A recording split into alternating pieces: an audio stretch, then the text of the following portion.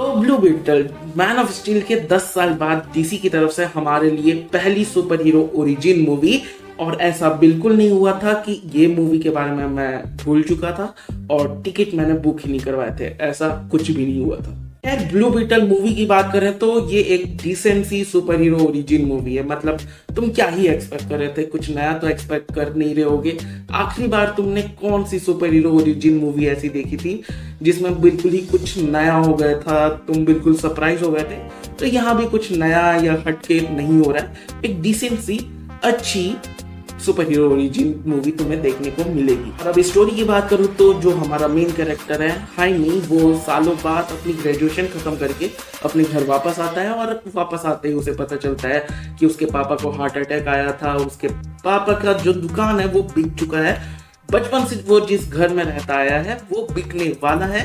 और अब उसे ये सब कुछ संभालना है, पैसे कमाने हैं और परिवार को फिर से ठीक करना है। इसी सब के बीच में वो मिलता है जेनी से, जो कि उसे नौकरी देने का वादा करती है लेकिन थमा देती है उसके हाथ में एक स्कैरब और बोलती है कि इसे खोलकर मत देखना। लेकिन वो खोलकर देखता है, पूरा खानदान उसका वो स्कैरब खोल के देखता है और वो स्कैरब हाइमी के साथ जुड़ जाता है और उसे बना देता है ब्लू बीटल। स्कैरब की जो ओरिजिन स्टोरी है वो बिल्कुल ही कॉमिक्स की तरह रखी गई है, बिल्कुल भी उसके साथ छेड़छाड़ नहीं किया गया है। ये सब तमाशा होने के बाद हाइमी जाता है जेनी के पास ये पूछने के लिए आखिर ये सब हो क्या रहा है। और फिर वो बताना चालू करती है अपनी फैमिली हिस्ट्री कि कैसे उसके दादा ने अपनी बेटी की जगह अपने बेटे को अपनी कंपनी सौंप दी थी। इस वजह से उनकी बेटी और इसकी बुआ अब सबको मारना चाहती है और सब कुछ हथियाना चाहती है, चाहे किसी की भी जान जाए। और इसी सब चक्कर में उसकी बुआ ने कैसे एक टेक्नोलॉजी बनाई जो कि आर्मी को देना चाहती है और बहुत सारा पैसा कमाना चाहती है। लेकिन वो जो टेक्नोलॉजी है वो कंप्लीट नहीं है और वो कंप्लीट करने के लिए उसे चाहिए स्कैरब। और अब क्योंकि वो स्कैरब हाइमी से जुड़ चुका है तो अब वो सब कंपनी वाले पीछे पड़ चुके हैं हाइमी और उसके फैमिली के। और इसी वजह से हाइमी के ना चाहते हुए भी उसे सुपर हीरो बनना पड़ता है और सभी से बुराई से लड़ना पड़ता है। अगर परफॉर्मेंस की बात करूं तो एज सच किसी ने कमाल का काम नहीं किया, कोई नोटिसेबल काम नहीं किया, लेकिन सभी ने अच्छी परफॉर्मेंस दी है, बुरी किसी ने नहीं दी।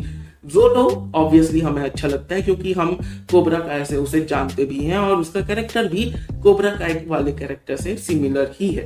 अब मुझे इस मूवी में क्या अच्छा लगा तो मुझे कई सारे फाइट सीन्स बहुत अच्छे लगे क्योंकि स्कैरब कोई भी वेपन क्रिएट कर सकता है, बना सकता है। तो कई सारे फाइट सीन्स बहुत क्रिएटिव और देखने में भी अच्छे लग रहे थे। लेकिन कई सारे फाइट सीन्स बहुत ही अननेसेसरी भी लगे मुझे क्योंकि वो रैंडम लोग बस कर रहे हैं फाइट सीन्स, बस उन्हें दिखाना है इसलिए और कुछ नहीं। उसके बाद हाइमी का जो कैरेक्टर आर्क था वो मुझे काफी अच्छा लगा, काफी जेनेरिक था, काफी टिपिकल था, लेकिन फिर भी जिस तरीके से प्रेजेंट किया गया मुझे वो पसंद आया। मुझे क्या अच्छा नहीं लगा तो कुछ कुछ सीन्स के कोई सेंस नहीं बन रहे थे कि आखिर ये ऐसा क्यों है। क्योंकि हाइमी जेनी को बस उठा के ले जाता है अपने कार में और कॉर्ड जो एक टेक इंडस्ट्री है वो बिल्कुल पता ही नहीं लगा पाती कि आखिर उन लोग जा कहाँ रहे हैं। उसके बाद सेम चीज होती है जब वो लोग की को चुराने के लिए जाते हैं और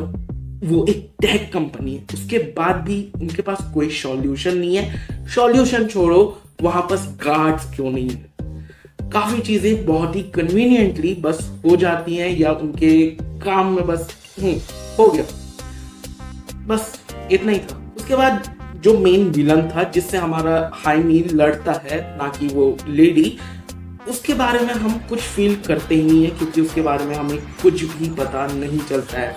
हमें लगता है बस वो एक रोबोट टाइप का है, जो वो बोलेगी वो ये कर देगा।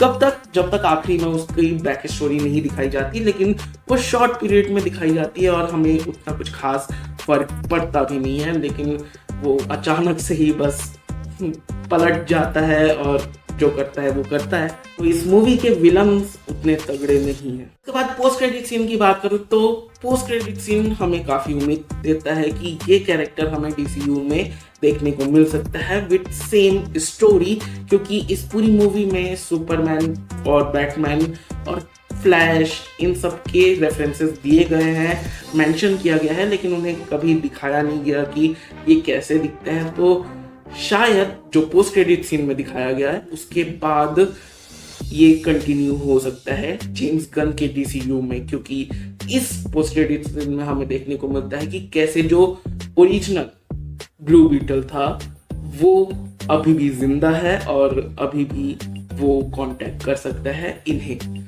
वो किस डायमेंशन में है, या फिर वो अर्थ में है, या फिर वो कहाँ है, वो तो कंटिन्यू करे तो पता चलेगा, वरना तो भूल जाओ। ओवरऑल मैं कहूँगा कि it's a decent super hero origin movie. इससे ज़्यादा तुम उम्मीद मत लगा के बैठना कि तुम्हें कुछ नया, कुछ हट के देखने को मिलेगा।